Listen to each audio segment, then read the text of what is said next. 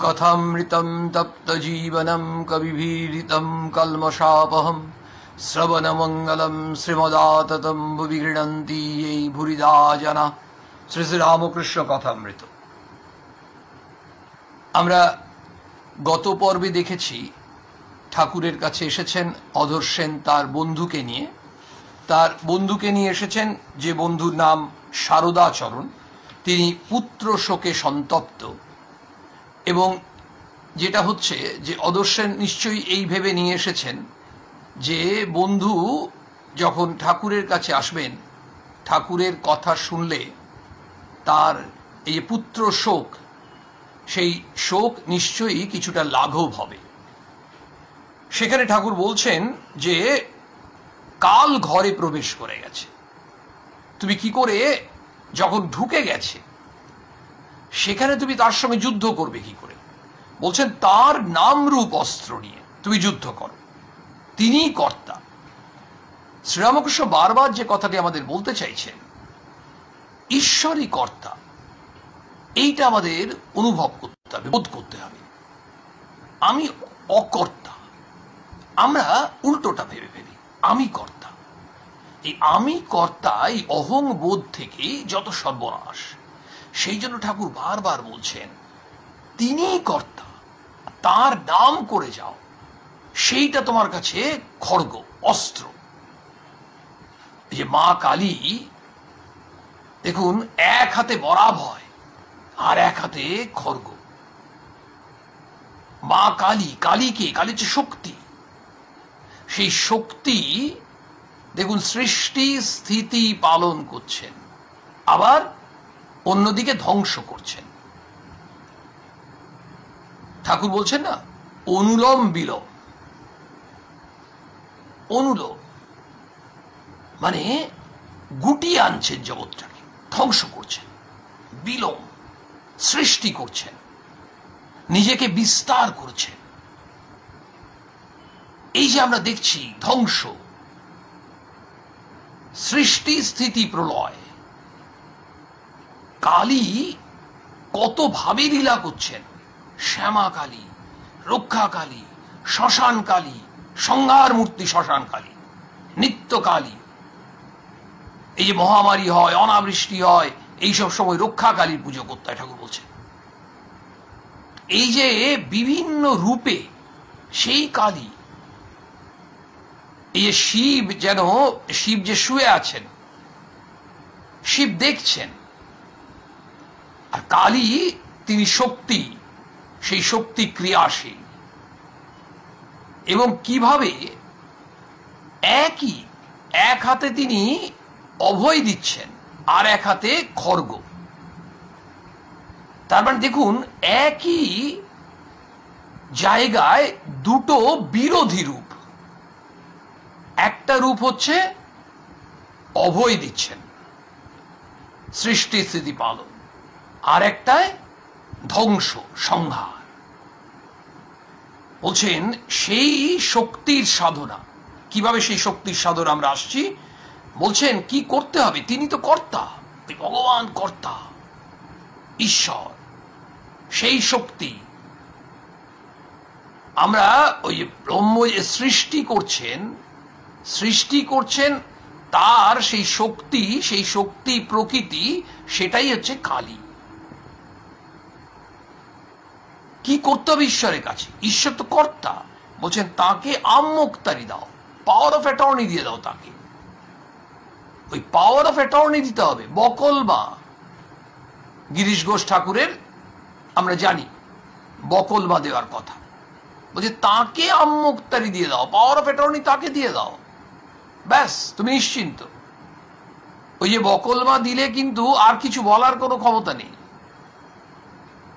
অত সোজা নয় বকলমা দেওয়া। তখন আর তার কোনো অধিকারই থাকলো না। ওই যেটা আমমুক্তারি, ভালো লোকের ওপর ভার দিলে অমঙ্গল হয় না, তিনি যা হয় করুন। ওই যে তুমি তো ঈশ্বরকে তুমি দায়িত্ব দিয়ে দিয়েছ, ঈশ্বরকে যখন দায়িত্ব দিয়েছ, ওই যে ভালো লোক, তাহলে তোমার অমঙ্গল হবে কেন? তিনি যা করার হয় করুন। তুমি আমমুক্তারি দিলে তো। মায়ের কথাটা শুনি না আমরা, মা যে বললেন আমার ওপর ভার দিয়ে নিশ্চিন্ত হয়ে থাকো, সেও তো একই। আচ্ছা, আমরা ভার দিই না তো। যদি ভার দিতাম, অনেস্টলি স্পিকিং, আম্মোক্তারি দেওয়ার মতো, it's not that easy, very tough. মুখে বলতে পারি, যে দিতে পারবে তাকে তো মা অ্যাসিওরেন্স দিচ্ছে তুমি নিশ্চিন্ত হয়ে থাকো, যেহেতু ভারটা দিয়ে দিয়েছ। আমরা দুশ্চিন্তাগ্রস্ত, কম বেশি সবাই আমরা দুশ্চিন্তাগ্রস্ত। দুশ্চিন্তা কখন থাকে, কার থাকে? যিনি নিশ্চিন্ত হতে পারেন না। কে নিশ্চিন্ত হতে পারেন না? যিনি ওই ভার দিতে পারছেন না। তাহলে আমরা ভার দিতে পারছি না, সেই জন্য আমরা নিশ্চিন্ত হতে পারছি না। কেন ভার দিতে পারছি না? কারণ একটু আগে আমরা শুনলাম ঠাকুর বলেন তিনি কর্তা, ওই বোধটা আমাদের মধ্যে আসছে না। সেইটা বারবার বলছেন আম্মোক্তারি দিয়ে দাও, পাওয়ার অফ অ্যাটর্নি দিয়ে দাও। তা শোক হবে না গা আত্মজ। এদিকে ঠাকুর ঠিক বলছেন, আবার বলছে ওর কষ্ট হবে না। আরে সন্তান বলে কথা, সন্তানের শোকে তো কষ্ট হবেই, সন্তান হারালে তার তো কষ্ট হবেই। রাবণ বধ হলো, লক্ষণ দৌড়িয়ে গিয়ে দেখলেন, দেখেন যে হাড়ের ভেতর এমন জায়গা নেই যেখানে ছিদ্র নাই। তখন বললেন রাম, তোমার বাণের কি মহিমা, রাবণের শরীরে এমন স্থান নেই যেখানে ছিদ্র না হয়েছে। তখন রাম বললেন, ভাই, হাড়ের ভেতর যেসব ছিদ্র দেখছো ও বাণের জন্য নয়, শোকে তার হাড় জর্জর করছে। ওই ছিদ্রগুলো সেই শোকের চিহ্ন, হাড় বিদীর্ণ হয়েছে। কিন্তু এসব অনিত্য, ওইখানেই ঠাকুর বারবার স্মরণ করিয়ে দিচ্ছেন, এ সব অনিত্য। গৃহ, পরিবার, সন্তান দুদিনের জন্য। তাল গাছই সত্য, দু একটা তাল খসে পড়ছে, তারা দুঃখ কি? তাল গাছটা সত্য, একটা দুটো তাল খসে পড়ল, তো এতে দুঃখের কি আছে? ফ্যাক্ট হচ্ছে কি? ফ্যাক্ট বলছেন যে ওই যে পরিবার বলো, গৃহ বলো, সন্তান বলো, সব দুদিনের জন্য। মানে আমরা কিভাবে এসেছি ঠাকুর বারবার বলছেন, যেন আমরা এই সংসারে এসেছি জাস্ট আমরা কাজ করতে। যেমন একটা অফিসে চাকরি করলে রিটায়ারমেন্ট হয়ে গেলে অফিসটা ছেড়ে চলে যেতে হবে, ঠিক একইভাবে ওই সংসারে এসছি যেন আমাদের একটা কাজ দিয়ে পাঠিয়েছেন, সেই কাজটা যখন হয়ে যাবে আমরা we are suppose to leave the place. এই হচ্ছে ব্যাপারটা। ঈশ্বর তিনটি কাজ করছেন, সৃষ্টি, স্থিতি, প্রলয়। প্রলয় করছেন, মৃত্যু আছেই। আমাদের বর্তমান পরিস্থিতিতে আমার মনে হচ্ছে আজকের যে ঠাকুরের কথাগুলো যেন আমাদের বুকে এসে মনে হচ্ছে এমনভাবে স্পর্শ করছে, আরে বাবা, যা দেখছি চারিদিকে, মনে হচ্ছে এই আজকের চিত্রটাই যেন ঠাকুরের এই বাণীর মধ্যে প্রস্ফুটিত হচ্ছে, প্রকাশিত হচ্ছে অদ্ভুত ভাবে। এগুলো কোইন্সিডেন্স ভাববো না। দেখুন, একটু আগে বলেন তবে এ সব অনিত্য, মানে মায়া করো না তুমি তোমার গৃহকে নিয়ে, পরিবারকে নিয়ে, সন্তানকে নিয়ে। তুমি তো মায়াগ্রস্ত, মোহগ্রস্ত, তুমি মায়াচ্ছন্ন, মোহাচ্ছন্ন হয়ে বসে আছো। ওই জন্যই ঠাকুরের কাছে প্রার্থনা, বিক্ষণে মোহ যায়, তোমার কৃপা দৃষ্টি, তুমি কৃপা করো যাতে আমার মোহটি ঘুচে যায়। এবং আমরা যত বেশি কষ্ট পাই, সে তত বেশি মোহগ্রস্ত। যার কম মোহ, কম মায়া, সে তত কিন্তু কম দুঃখ পাচ্ছে। বলছেন একেবারে সৃষ্টি, স্থিতি, প্রলয়। ঈশ্বর তিনটে কাজ করছেন, সৃষ্টিও তিনিই করছেন, স্থিতি, প্রলয়। মৃত্যু আছেই, অবধারিত। প্রলয়ের সময় সব ধ্বংস হয়ে যাবে, কিছুই থাকবে না। মা কেবল সৃষ্টির বীজগুলি কুড়িয়ে রেখে দেবেন। কেন? ওই যে ধ্বংস করলেন তো, মা ধ্বংস করলেন। এবার একটা গাছের ক্ষেত্রে যেমন হয়, ওই বীজটা আবার পোতে নিয়ে আবার গাছ হয়। মা সেই সৃষ্টির বীজগুলো কুড়িয়ে রাখলেন। ওই একটু আগে আলোচনা হলো, ঠাকুর বলছেন অনুলোম বিলোম, মানে ধ্বংস হচ্ছে, গুটিয়ে নিচ্ছেন, অনুলোম বিলোম সৃষ্টি করছেন, আবার নিজেকে বিস্তার করছেন। ইভলিউশন হচ্ছে। মা কি করবেন? সৃষ্টির বীজগুলো কুড়িয়ে রেখে দেবেন, আবার কি করবেন? নতুন সৃষ্টির সময় সেই বীজগুলো বার করবেন, এবার বীজটা ছড়াবেন, অর্থাৎ এবার আবার সৃষ্টি হবে। তাহলে ধ্বংসটাও হলো, ঈশ্বরই ধ্বংস করলেন, আবার নতুন করে সৃষ্টি হচ্ছে।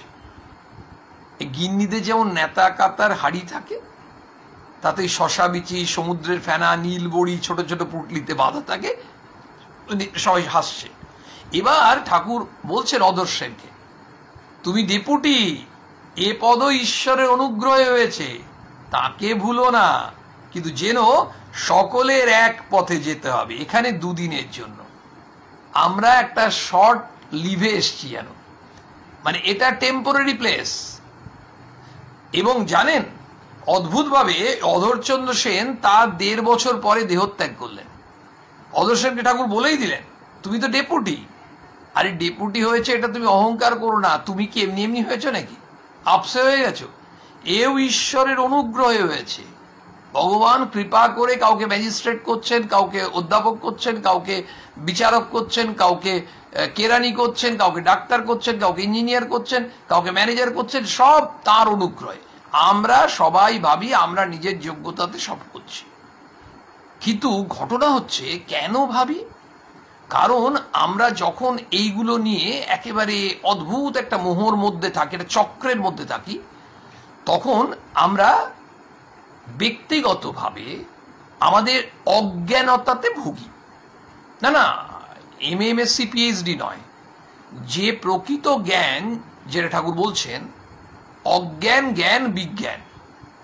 জ্ঞানটা কি না? জ্ঞান হচ্ছে অজ্ঞানতা, হলো যে আমরা যেটা বুঝতে পারছি না, আর ওই ঈশ্বরই সত্য, এই যে অনুভূতি, এই জায়গায় যে আমরা যখন যাই, তখন সেই জন্য মা ঠাকুর মাকে বললেন ও জ্ঞানও দায়নি, মাই জ্ঞানটি দিচ্ছেন প্রকৃত। তো বলছেন যে দেখো, তাকে ভুলো না, ঈশ্বরকে ভুলো না, কিন্তু যেন সকলের এক পথে যেতে হবে। এখানে 2 দিনের জন্য, জাস্ট 2-4 দিনের জন্য এসছো। একটা খুব সুন্দর কথা বলছেন ঠাকুর, খুব সুন্দর কথা বলছেন, সংসার কর্মভূমি, এখানে কর্ম করতে আসা। যেমন দেশে বাড়ি, কলকাতায় গিয়ে কর্ম করে, ওই পাড়াগাঁয়ে বাড়ি, কলকাতায় কাজ করতে এসছে, কলকাতায় কাজ করলো, কাজটা শেষ হলো, আবার পাড়াগাঁয়ে ফিরে যেতে হবে। কেন? কারণ কলকাতায় তো বাড়ি নয়, কলকাতায় কাজ করতে এসেছিলেন। ঠাকুর আমাদের বলে দিচ্ছেন, এই সংসারে তোমরা কাজ করতে এসছো, তাহলে আমাদের বাড়ি এটা নয়, আমাদের পাড়াগাঁয়ে বাড়ি, আমরা এই কলকাতায় এসছি কাজ করতে।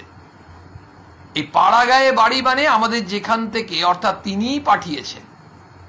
মায়ের কাছে এসেছি, মায়ের কাছ থেকে আবার মায়ের কাছেই ফিরে যাব। অদ্ভুত ব্যাপার। মৃত্যু মানে মা। ওই স্বামীজির সেই কথা, সাহসে যে দুঃখ দৈন্য চায়, মৃত্যুরে যে বাঁধে বাহু পাশে, কাল নৃত্য করে উপভোগ, মাতৃরূপা তারই কাছে আসে। একেবারে মানে প্রলয় নৃত্য উপভোগ করছে, মৃত্যুকে আলিঙ্গন করছে, ওয়েলকাম করছে, বরণ করছে। কেন বরণ করছে? কারণ মৃত্যু মানে মা। আমি মায়ের কাছেই যাব, ছুটবো আনন্দে, যেটা আমাদের সবারই হয়। যিনি অফিসে চাকরি করতে ঢোকেন, সব থেকে আনন্দের কথা, ধরুন 30 বছর বয়সে চাকরি করতে ঢুকলেন, তার রিটায়ারমেন্ট যদি 60 বছরে হয়, কেউ ভাবে চাকরি করতে ঢুকে যে আমি আর কদিন চাকরি করব? যখন 58-59 হয় তখন ভাবছে আর 1.5 বছর আছে, 1 বছর আছে, 6 মাস আছে। কিন্তু এটা কেউ অস্বীকার করতে পারবো আমরা? যিনি যেদিন জয়েন করলেন, তার পরের দিন সকালে উঠলে, পরের দিন অফিসে গেলে কিন্তু ওরা চাকরি যে মেয়াদ, তার 1 দিন কমে গেল। তেমনি আমাদের যে পরমায়ু যখন জন্মগ্রহণ হলো, তার পরের দিন, তার মানে 1 দিন করে কমে যাচ্ছে। পরিষ্কার কথা। সেইটা ঠাকুর বুঝিয়ে দিলেন। সংসার কর্মভূমি, এখানে কর্ম করতে আসা। 2 দিনের জন্য কর্ম করতে এসছে, কর্ম হয়ে যাবে, ফিরে যাবে। যেমন দেশে বাড়ি, কলকাতায় গিয়ে কর্ম। কিছু কর্ম করা দরকার। ঠাকুর বলছেন কিছু কর্ম করা দরকার। সাধন। কি কর্ম? তুমি সাধন করো, খুব সাধন করো, একেবারে ওই ঈশ্বর চিন্তন করো। তাড়াতাড়ি কর্মগুলো শেষ করে নিতে হয়। কি সুন্দর করে একটা উপমা দেন ঠাকুর, একটা করে উপমা দিচ্ছেন। ওই যে কালিদাসকে বলা হয় উপমা সম্রাট। আমরা শ্রীরামকৃষ্ণের কথামৃত পড়ে যেন মনে হয় যে শ্রীরামকৃষ্ণ হচ্ছেন উপমা সম্রাট। কালিদাসের উপমা হার মানে এখানে চলে গেলেন শ্যাকরার দোকানে। মানে কোথায় কাকে না নিচ্ছেন, কত রকম। বলছেন শ্যাকরারা সোনা গলাবার সময় হাপড়, পাখা, চোঙা এসব নিয়ে হাওয়া করে, যাতে আগুনটা খুব হয়ে সোনাটা গলে যায়। সোনা গলার পর তখন বলে তামাক সাজ, এতক্ষণ কপাল দিয়ে ঘাম পড়ছিল, তারপর তামাক খাবে। আগে কাজটা করতে হবে, রোগ চাই, রোগ। আগে তো কাজটা করি, পরে তামাক, তখন তামাকের কথা মনে নেই। তাহলে আমাদের যত তাড়াতাড়ি সম্ভব, আমরা তো কর্ম করতে এসেছি, কর্মটা করে নিতে হবে। তার মানে আমরা কে কদিন বাঁচবো জানি না। তাহলে যতদিন এই শরীরটা আছে ততদিন সাধন, ততদিন ঈশ্বর চিন্তা করে নি, যত পারি বেশি করে করে নি। কারণ যত চিন্তা করব, যত চিন্তন করব, এই ঈশ্বর চিন্তন স্মরণ মনন করব, খুব স্বাভাবিকভাবেই আমাদের মধ্যে এক অদ্ভুত পবিত্র ভাব, এক অপূর্ব শক্তি উজ্জীবিত হবে। কে না চাই? এবং শান্তি। সব থেকে বড় কথা, আমরা সংসারে যে কাজ করছি, এটা কিন্তু অফিসের ব্যাংকের কাজের কথা বলছেন না ঠাকুর। মানে তুমি এই সংসারটা এসেছো, কাজ করো। ওই কাজ কিভাবে করবে সেই জন্য ঠাকুর বারবার বলছেন সংসার করো। সংসারে থাকলে, গৃহে থাকলে দোষ নেই, কিন্তু সব কাজ করবে মন ঈশ্বরেতে রাখবে, ঈশ্বরে মন রেখে সংসার করো। ঠাকুরের উপমা আমরা কি ভুলে যাব? কাঁঠালের আঠা যাতে হাতে না জড়িয়ে যায়, তেল মেখে কাঁঠালটাকে ভাঙতে হয়। তেমনি ভক্তিরূপ তেল মেখে তারপর সংসার করতে হয়। তাহলে আঠাতে জড়িয়ে পড়ে না, মানে সংসারে জড়িয়ে পড়বো না আমরা। অদ্ভুতভাবে আমরা অ্যাটাচ থাকবো, অথচ ডিট্যাচড, মানে যুক্ত থেকেও বিযুক্ত থাকবো। খুব হেয়ালি লাগছে কথাটা, কিন্তু এটাই সত্য। যদি আমরা ঈশ্বরে ভক্তি রেখে সংসার করি, যারা করতে পারছেন তারা সংসারে যুক্ত আছে, সংসার ছেড়ে সন্ন্যাস নিয়ে নেননি, গুহাতে চলে যাননি, অথচ বিযুক্ত আছে। অদ্ভুতভাবে পাবেন, অমনি মানুষ নিশ্চয়ই আছে সংসারে আমাদের। বলছেন খুব রোগ চাই, রোগ মানে একেবারে জেদ। আরে ওই কারেঙ্গিয়া মারেঙ্গের মতো, ওই যে ঠাকুর বলছেন না, জোশভাবে ভগবান লাভ করতে হবে। রোগ, এই রোগ জিনিসটা যে কোনো জিনিসে, একটা ছেলে চাকরির জন্য রোগ থাকলে চাকরি পেয়ে যায়, চাকরি হলো, ব্যবসা হলো, কিছু না কিছু করবেই। তবে সাধন হয় দৃঢ় প্রতিজ্ঞা, মানে আমার লক্ষ্যই একটাই। তার নাম বীজের খুব শক্তি। সেই জন্য ঠাকুর বারবার বলছেন ঈশ্বরের নাম গুণগান সর্বদা করতে হয়। মানে ঈশ্বর নামের একটা মানে অপরিসীম শক্তি, অসীম শক্তি, অনন্ত শক্তি। বারবার বলছেন। এবং দেখবেন আমরা যখন খুব ভয় পাই না, এই যে বর্তমান পরিস্থিতিতে আমরা খুব ভয়ে আছি, আতঙ্কে আছি, অনেক সময় চিন্তা, বিশেষ করে যখন ভয় পাচ্ছি, তখন দেখবেন অন্য কোনো কথা ভাল লাগছে না, কিন্তু যদি একটু ভগবানের নাম করছি, ধরুন আমরা একটু যে কোনো ইষ্টমন্ত্র জপ করছি, কালী মন্ত্র জপ করছি, দুর্গা নাম করছি, যে কোনো কিছু করছি, কানের কাছে মহামৃত্যুঞ্জয় মন্ত্র শুনছি, দেখবেন কেন জানি না আমাদের ওই মুহূর্তে ভয়টা কাটে। সাময়িক, আচ্ছা মানলাম সাময়িক, তবু তো ভয়টা কাটলো, ভালো তো হলো। কিন্তু ওই মুহূর্তে আমার কিন্তু সাধারণভাবে অন্য কোনো ধরনের জিনিসে আমার ভয় কাটবে না, কারণ অন্য কোনো জিনিসে সেই শক্তিটা নেই তো, যেটা তার নামে সেই শক্তিটা আছে। অবিদ্যা নাশ করে, বীজ এত কোমল, অঙ্কুর এত কোমল, তবু শক্ত মাটি ভেদ করে, মাটি ফেটে যায়। কামিনী কাঞ্চনের ভেতর থাকলে মন বড় টেনে লয়, সাবধানে থাকতে হয়। ত্যাগীদের অত ভয় নাই। কেন ত্যাগীদের ভয় নেই? কেন? কারণ ত্যাগীরা তো ওখানে জড়িয়ে পড়বে না, অলরেডি তারা ত্যাগ করতে পেরেছে। আর ত্যাগীদের সম্রাটকে, ত্যাগীদের সম্রাটকে আমরা আরতিতে করি, ত্যাগীশ্বর হে নরবর দেহ পদে অনুরাগ। আর ত্যাগ সম্রাট কি? মা। তাই যে ঠাকুর মা, তাদের যে অমৃত বাণী আমরা শুনছি, ঠিক আপনারা লিখছেন, এই যে জীবনে কাজে লাগাতে পারি, সেটাই তো আমরা ঠাকুরের কাছে প্রার্থনা করব। মহাপুরুষ মহারাজ বলছেন প্রার্থনার অপরিসীম শক্তি, অসম্ভবকে সম্ভব করে তোলে প্রার্থনা। আমরা সেটাও, ওই যে আমার যে ব্যাকুলতা আসছে না, সেটাও তো আমাকে জানাতে হবে, সুপ্রিম কোর্টকে জানাতে হবে। মায়ের কাছে সেই ভৃত্যটিকে স্বামী তাড়িয়ে দিলেন বেলুড় মঠ থেকে, সে চলে গেল মায়ের কাছে। তারপর মা আবার পরে বাবুরাম মহারাজকে দিয়ে বিকেলবেলায় পাঠিয়ে দিলেন। কেন? সে গিয়ে মায়ের কাছে সারেন্ডার করলো, বলেনি কিন্তু যে মানে লুকিয়ে দেয়নি, যা হয়েছে তাই বলেছে। কিন্তু জানে মায়ের কাছে গেলে একটা ব্যবস্থা হবে। সারেন্ডার। তাহলে প্রার্থনা করতে হবে যে আমরা যাতে জীবনে পালন করতে পারি। কি হবে? ঠিক ঠিক ত্যাগী কামিনী কাঞ্চন থেকে তফাতে থাকে, তাই সাধন থাকলে ঈশ্বরে সর্বদা মন রাখতে পারে। ঠিক ঠিক ত্যাগী কেমন বলছেন ঠাকুর? বিভেদ মানে অন্তর করছেন, ডিস্টিংগুইশ করে দিচ্ছেন। কি দেখুন, বলছেন যারা সর্বদা ঈশ্বরে মন দিতে পারে তারা মৌমাছির মতো, কেবল ফুলে বসে মধু পান করে। মৌমাছি আর কোথাও তো যাবে না, শুধু ফুলে বসবে নি মধু খাবে। এই যে ফুলে বসছে নি মধু খাচ্ছে, ঠিক এমনি যারা একেবারে ঈশ্বরে একনিষ্ঠ মন, ভগবানগত প্রাণ, তারা অন্য কিছু তাদের ভালোই লাগবে না। মানে তারা মনটাকে ওই স্তরে নিয়ে যেতে পেরেছেন। এটা কিন্তু গৃহী সন্ন্যাসী বলে কিছু নয়, তিনি পেরেছেন, ঈশ্বরের কৃপাতেই পেরেছেন। আর সংসারে কামিনী কাঞ্চনের ভেতর যে আছে তার ঈশ্বরে মন হতে পারে, না হওয়ার কিছু নেই। আমাদের অনেকেরই ঈশ্বর একটু মন হচ্ছে, আবার কখনো কখনো কামিনী কাঞ্চনও মন হয়। তার মানে কি আমরা দু নৌকায় পা দিচ্ছি, এদিকটাও আছে ওটাতেও আছে। এই কখনো একবার শুনে নিলাম, বাহ ভগবানের কথা হচ্ছে, বাহ ভালো তো, ওই মহারাজ বলছেন একটু শুনে নি, একটু চালিয়ে দিলাম। চালিয়ে একটু চলছে 10 মিনিট, হঠাৎ কানের কাছে এলো যে অমুক একটা জায়গায় ইনভেস্ট করলে 8% জায়গায় 8.5% ইন্টারেস্ট পাবে। কোথায় ওটা শুনছিলাম, সঙ্গে সঙ্গে কি বললে, কোথায় ইনভেস্ট করতে হবে, কবে লাস্ট ডেট, হ্যান ত্যান, 0.5% বেশি পেয়ে আমার যদি আরো 500 টাকা রোজগার বেশি হয়, 2000 টাকা রোজগার বেশি হয়, মন চলে গেল ওখানে। তাহলে কোনোটাতেই আমি ফোকাসড নই, না এটাতে না ওটাতে। আমরা কেমন? আমরা মৌমাছি নই। ঠাকুর বলছেন যেমন সাধারণ মাছি সন্দেশেও বসে, আর পচা ঘায়েও বসে, বিষ্ঠাতেও বসে। ওই সন্দেশ মানে একটু ঈশ্বরের নাম টাম শুনছি, আর ওই পচা ঘা বিষ্ঠা এই এখানেও বসছে, মানে কামিনী কাঞ্চন, আবার গিয়ে ওখানে ডুবে যাচ্ছে।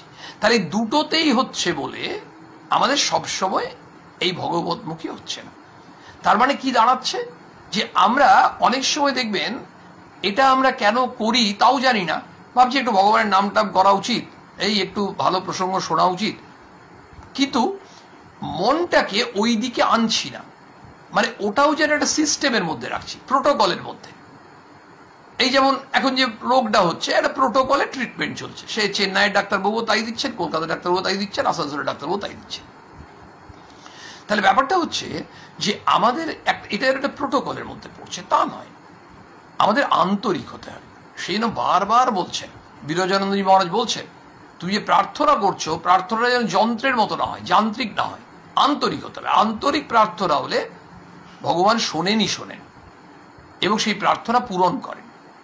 তাহলে আন্তরিকতা এবং নিষ্ঠা যত আসবে তত আমরা মৌমাছির মতো হব, আর অন্যথায় আমরা এই সাধারণ মাছির মতো হব।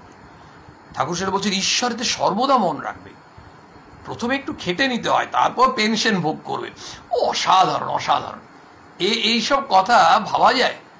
মানে ঠাকুর কিভাবে বলতেন, সেই ঠাকুর বলছেন না, আমি তো আর কিছু বলছি না, মা আমাকে যেমন বলাচ্ছেন, তো মা ঠাকুরকে দিয়ে কিভাবে বলাচ্ছেন দেখুন। জগন্মাতা কি বলছেন, একটু খেটে নেবে, প্রথমে একটু খেটে নাও, তারপর তো পেনশন পাবেই। তাই তো হয়, মানে একেবারে প্র্যাকটিক্যাল লাইফ। প্রথম দিকে একটু খেটে টেটে নাও, যখন তোমার ভালো এনার্জি আছে, শারীরিক ক্ষমতা আছে, মানসিক ক্ষমতা আছে, বুদ্ধি আছে, সব আছে, কাজ করে নাও, তারপর বসে বসে এনজয় করবে। ওই পেনশনটা বসে বসে পাবে, তখন তো খাটছো না। তেমনি ঈশ্বরের জন্য একটু খেটে নাও। মাও বলছেন খাটতে হয় বাবা, খাটতে হয়, ভগবানের জন্য একটু খাটতে হয়। সে বলছেন না যে সকাল সন্ধে তুমি একটু নিয়ম করে ওই ভগবানের চিন্তা করবে, মানে ওটার জন্য একটু সময় করে নিতে হয়। মা সুন্দর বলছে সময় করে নিতে হয়। ওই যে আমরা না সবকিছুর জন্য সময় পাই, কিন্তু যেন ঈশ্বর চিন্তার জন্য সময় পাচ্ছি না। আসলে তার একটাই কারণ, আমাদের মিথ্যে কথা বলে লাভ নেই, আমরা ভাবের ঘরে চুরি করি, সময় পাচ্ছি না। মানে আমরা ওই দিকে অতটা কর্ডিয়াল নই। আমি 5 রকম রান্না করব, তখন আমার সময় আছে, কিন্তু আমি ওই ঈশ্বর চিন্তা করব, সেখানে আমার সময় নেই। এখন অনেকে বলতে পারেন আমি রান্না করব, রান্না করতে করতেও তো আমি ভগবানের নাম করছি। নিশ্চয়ই সেটা তো খুবই ভালো, কিন্তু তার সঙ্গে সঙ্গেও যেন একেবারে মনটাকে ওইখানে ফোকাসড করে দেবো। তখন আর অন্য কোনো জিনিস নেই। এই করতে করতে কম্পার্টমেন্টালাইজ করা, মনটাকে দুটো ভাগে ভাগ করা। স্বামীজির কথা, একটা পার্ট আরেকটা পার্টকে অবজার্ভ করছে, ভিজিল করছে। যেমন ইলেকশনের অবজারভার থাকে, তেমনি একটা পার্ট আরেকটা পার্টকে দেখছে, আরে ও কি করছে, তাকে কন্ট্রোল করছে। এই পার্টটা দুটো কম্পার্টমেন্টে ভাগ হয়ে যাচ্ছে। সুরেন্দ্রনাথ মিত্রের বাড়িতে ঠাকুর এসছেন, সেখানে অন্নপূর্ণা পুজো, সেই উপলক্ষে ঠাকুরকেও ডেকেছেন, ঠাকুর ভক্তর সঙ্গে আছেন। তো সেখানে ঠাকুর বলছেন, তাকিয়া ঠেসান দিয়া বসা। কি জানো, অভিমান ত্যাগ করা বড় কঠিন। এই বিচার করছো, অভিমান কিছু নয়, আবার কোথা থেকে এসে পড়ে। এইটা কিন্তু হঠাৎ হঠাৎ করে চলে আসে। মানে আমরা ভাবছি না না, এই অভিমান রাখবো কেন, মান অভিমান। ওই যে আমাদের সবসময় ভাবতে হবে যে আমাদের স্বার্থ বলুন, অভিমান বলুন, অহংকার বলুন, এই যে ত্যাগ করা, স্বামীজি বলছেন ত্যাগ, ত্যাগ মানে এই ত্যাগ। বলছেন ছাগলকে কেটে ফেলা গেছে, তবু অঙ্গ প্রত্যঙ্গ নড়ছে। স্বপ্নে ভয় দেখেছ, ঘুম ভেঙে গেল, বেশ জেগে উঠলে, তবু বুক দূর দূর করে। অভিমান ঠিক সেই রকম, তাড়িয়ে দিলেও আবার কোথা থেকে এসে পড়ে। অমনি মুখ ভার করে বলে, আমায় খাতির করলে না। আমাদের এত ইগো, আমরা এত সেন্সিটিভ, সাধারণ মানুষ এত প্রেস্টিজ নিয়ে ভাবি, আরে আমি কারোর থেকে কম নাকি, আমি কারোর থেকে কম নই। আমি ওই নেমন্তন্ন বাড়িতে গেলাম, আমাকে তারা পাত্তাই দিচ্ছে না। ওরা জানে না আমি কে, আমি এই সমাজের কত জনপ্রিয় মানুষ। মানছি ওখানে আরো ভিভিআইপি এসেছিল, তো আমি কি কম? এইগুলো আমাদের ভেতরে ভেতরে কাজ করে। কেন কাজ করছে? Because of the presence of ego, আত্মশ্লাঘা। সেই আত্মশ্লাঘা আমার আপনার মধ্যে কত আছে, এটা আমরা বুঝবো কি করে? আমাদের ইন্ট্রোস্পেক্ট করতে হবে, অর্থাৎ আত্মসমালোচনা। যত নিজেকে আমরা বিশ্লেষণ করবো, আত্মবিশ্লেষণ, আমরা অন্যকে বিশ্লেষণ করি। সেই জন্যই মা বললেন, মা ওই জন্যই বললেন যে অন্যের দোষ দেখুন, অর্থাৎ তুমি নিজে আগে নিজেকে খাঁটি করো। আমরা কি হয়, অন্যের দোষ দেখতে দেখতে দেখতে ওটা স্বভাব হয়ে যায়। কিন্তু যখন আমরা আত্মসমালোচনা করছি, তখন নিজেরা আরো পিউরিফাইড হচ্ছে। আমার ভেতরে অহংকারের জন্যই তো আমি ওইসব ভাবলাম। তাহলে কিসের অহংকার? অহংকার তো একটাই করব। কি অহংকার করব? আমি ঠাকুরের দাস। আমরা অহংকার করব, আমরা শ্রীরামকৃষ্ণের ভক্ত, আমরা ঠাকুরের সন্তান, এই অহংকার। তখন কেদার বলছেন, তৃণাদপি শুনিছেন তররিব সহিষ্ণুরা। ঠাকুর বলছেন, আমি ভক্তের রেণুর রেণু। বৈদ্যনাথ কৃতবিদ্য, বৈদ্যনাথ এসছেন কলকাতায়, বড় আদালতের উকিল উনি। ঠাকুরকে হাত জোর করে প্রণাম করে এক পাশে বসলেন। তখন সুরেন্দ্র বলছেন ঠাকুরের দিকে তাকিয়ে যে, ইনি আমার আত্মীয়। শ্রীরামকৃষ্ণ বলছেন, এর স্বভাবটা বেশ দেখছি। সুরেন্দ্র বলছেন, আচ্ছা ইনি আপনাকে কি জিজ্ঞেস করবেন তাই এসেছেন? উকিল মানুষ, ঠাকুরের কাছে তো কত মানুষ আসতেন, বিভিন্ন জনের বিভিন্ন প্রশ্ন। শ্রীরামকৃষ্ণ বলছেন, যা কিছু দেখছো সবই তার শক্তি, তার শক্তি ব্যতি রেখে কারো কিছু করবার জো নেই। তবে একটা কথা আছে, তার শক্তি সব স্থানে সমান নয়, তারই শক্তি। ব্রহ্ম হতে কীট পরমাণু সর্বভূতে সেই প্রেমময়। ব্রহ্ম হতে কীট পরমাণু সর্বভূতে সেই প্রেমময়, সবার মধ্যে তিনি আছেন। কিন্তু প্রকাশটা যেমন মানুষের মধ্যে বেশি প্রকাশ, মানুষের মধ্যেও কিন্তু এর মধ্যে যা প্রকাশ বীর মধ্যে তার থেকে বেশি হতে পারে, কম হতে পারে।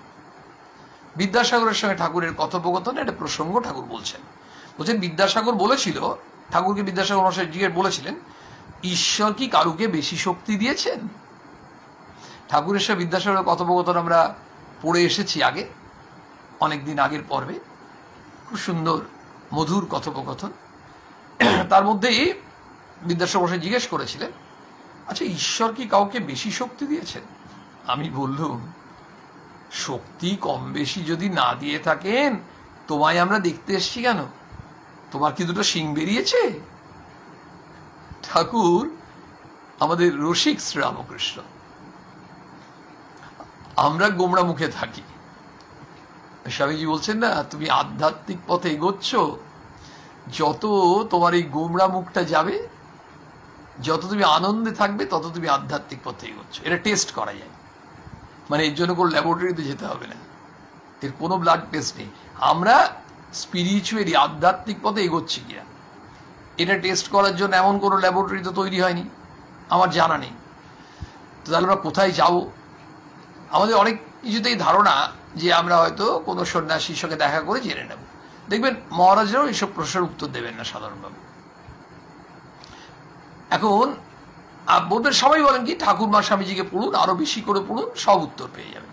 ওই স্বামীজি বলছেন, আর ইউ গ্রোয়িং স্পিরিচুয়ালি? আধ্যাত্মিক তুমি এগোচ্ছ, কি করে বুঝবে? তুমি কি চিয়ারফুল হচ্ছ? তুমি কি আনন্দে আছো? যত আনন্দে আছো তত কেন দেখুন, মানে আনন্দে থাকা মানে কষ্ট আছে, দুঃখ আছে, তবু আনন্দে। তার মানে কি হচ্ছে, আমরা সুখে এবং দুঃখে, গীতাতে ভগবান শ্রীকৃষ্ণ বলছেন, আমরা যেন নির্বিকার, উদাসীন হতে পারছি অনেকটা। ওই যত ঔদাসীন্য আসবে, তত ওই পরম মিত্র, ওই ভগবানের সঙ্গে যে বন্ধুত্বের সম্পর্ক, এই সম্পর্ক কখন হয়? এই ভগবানের সঙ্গে বন্ধুত্বের সম্পর্ক তখনই হচ্ছে যখন আমি নিজেকে ওই সারেন্ডার করে তাকে সমস্ত কিছু তার কাছে সঁপে দিচ্ছি। সেইখানে ওই বন্ধুর উপর সেই বিশ্বাস, সেই ভক্তি বিশ্বাস, সেইখানে বিদ্যাসাগর মশাইকে বললেন যে তাই কি আর হয়, সবাইকে যদি একই শক্তি দিত, তাহলে তোমাকে আমি কেন দেখতে এসছি? হ্যাঁ, তোমার দুটো শিং বেরিয়েছে? তবে দাঁড়ালো যে ঈশ্বর বিভু রূপে সর্বত্র আছেন, কেবল শক্তি বিশেষ। তখন এইবার ওই উকিল তিনি জিজ্ঞেস করছেন, আচ্ছা আমার একটা সন্দেহ আছে, এই যে বলে ফ্রি উইল মানে স্বাধীন ইচ্ছা, মনে করলে ভালো কাজও করতে পারি, মন্দ কাজও করতে পারি, এটা কি সত্য? সত্যই কি আমরা স্বাধীন? মানে আমরা চাইলে ভালো কাজ করব, চাইলে খারাপ কাজ করব? তার এই প্রশ্নটাতে মনে জেগেছে, ঠাকুরকে জিজ্ঞেস করেছেন। ঠাকুর বলছেন, সকলই ঈশ্বরাধীন, সব কিছু হচ্ছে ঈশ্বরের অধীন, তারই লীলা। ওই যে আমরা শুনেছি, ঈশ্বর ইচ্ছা ছাড়া তৃণটিও নড়ে না, এগুলো কথার কথা নয়, তারই লীলা। ওই একটু শুনলাম, সৃষ্টি স্থিতি প্রলয় সব তাঁর। তিনি নানা জিনিস করেছেন, ছোট বড়, বলবান দুর্বল, ভালো মন্দ, ভালো লোক মন্দ লোক, এসব তাঁর মায়া খেলা। এই দেখো না, বাগানের সব গাছ কিছু সমান হয় না। যতক্ষণ ঈশ্বরকে লাভ না হয় ততক্ষণ মনে হয় আমরা স্বাধীন। ওই ঈশ্বর লাভ করলে তখন বুঝতে পারবো যে আমরা স্বাধীন নই। এ ভ্রম তিনিই রেখে দেন, তা না হলে পাপের বৃদ্ধি হতো, পাপকে ভয় হতো না, পাপের শাস্তি হতো না। যিনি ঈশ্বর লাভ করেছেন তার ভাব কি জানো? এবার ঈশ্বর লাভ যে করে তার কি ওর স্পেশাল ভাব চলে আসে, স্পেশাল ফিলিং চলে আসে? হ্যাঁ আসে। ঠাকুর বলছেন তার মধ্যে একটা অনুভূতি আসে। কি অনুভূতি আসে? আমি যন্ত্র তুমি যন্ত্রী, আমি ঘর তুমি ঘরণী, আমি রথ তুমি রথী, যেমন চালাও তেমনি চলি, যেমন বলাও তেমনি বলি।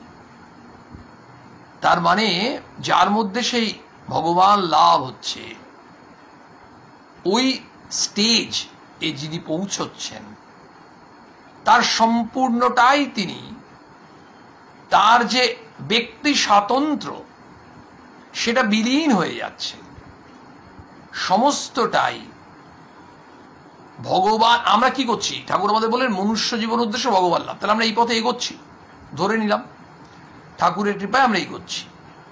আচ্ছা, এবার একটা মন্দির ধরুন 600টা সিঁড়ি উঠে তারপর মন্দিরটায়, এবার যিনি 590টা সিঁড়ি উঠে গেছেন তিনি তো অনেকটা পৌঁছে গেছেন, আর যিনি 2টো সিঁড়ি উঠেছেন তা তো অনেক দূর। ঠিক এখানেও তাই, যিনি ওই জায়গাটা, যিনি 600টা সিঁড়ি উঠে গেছেন তিনি তো মন্দিরে পৌঁছে গেছেন, তার মধ্যে একটা অন্য আনন্দ, পৌঁছে গেছি।